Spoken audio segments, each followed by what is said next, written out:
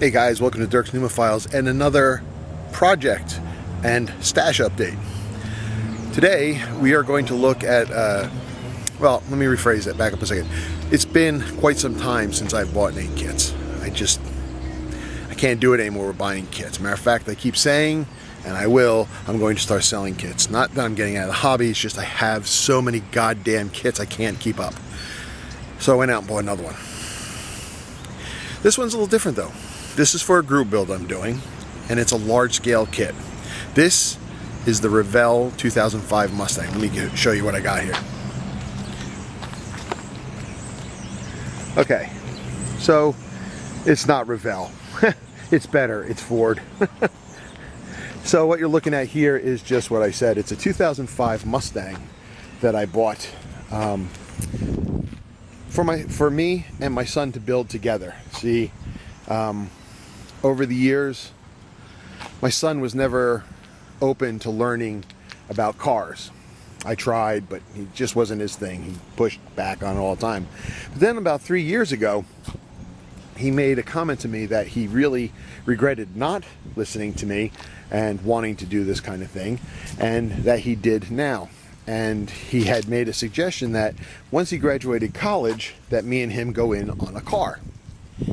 Now, some of you may know I already have a Fox body Mustang GT convertible sitting in my yard, but it's been sitting for so long it needs far too much work, and I don't have a garage.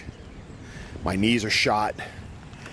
It's just too much work for me to do right now. And it's also one of those things where we could spend hours and hours working on this car and have no returns on it, and as a way of enjoyment of riding the car. So this car fell into my lap. Happened to belong to a neighbor of my mom's. It was his son's car, and he moved on from it. And then the father had the car for a while. He was just driving it back and forth to Atlantic City. Didn't really need it, but that's what he did with it.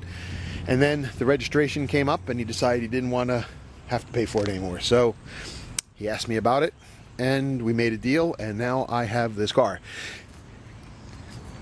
It is a solid car.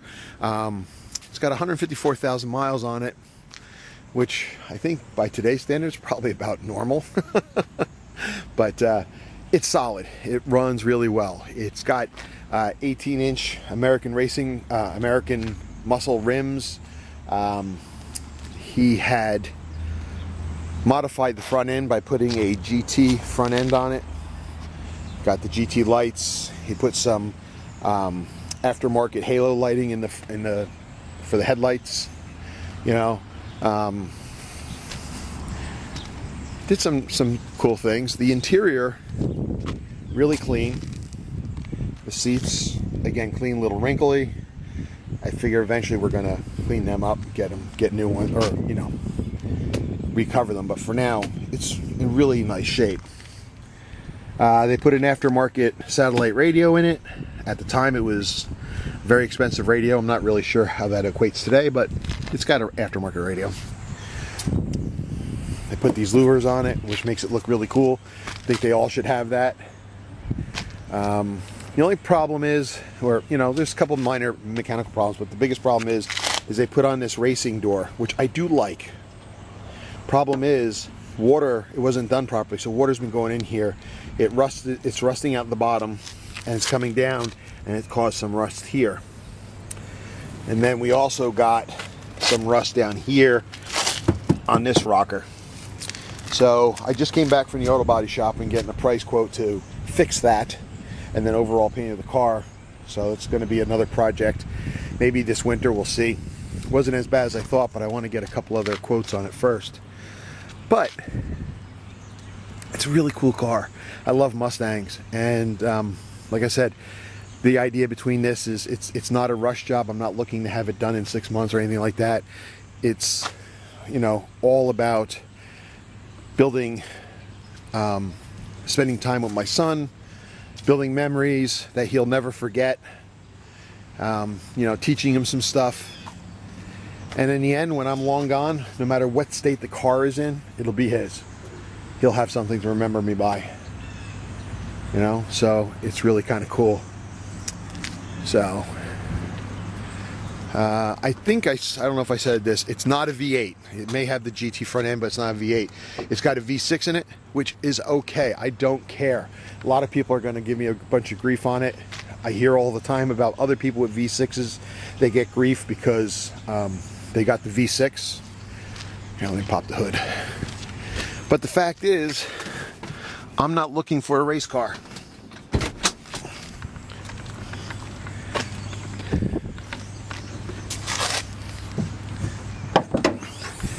I don't need a race car, okay? I just need a car that we could tool around and make it look good. People want to race? Go for it, have fun. I live in densely populated New Jersey. It's just not feasible to have a car to race with. And having an engine and everything in a car that's capable of it, it's just too tempting, you know? So I figure it's just better that way. Not to mention insurance reasons. You know, insurance for the V8s are more expensive, especially when you throw my son in there who's only 22. You know, it's just kind of silly. So we can make this good, you know. It's already got, this actually already has more power than my 1965 289 Mustang had back, you know, when I was in high school. It also has more horsepower than the current 86 GT I have in my driveway. So it's got plenty of power for me. I'm good with it.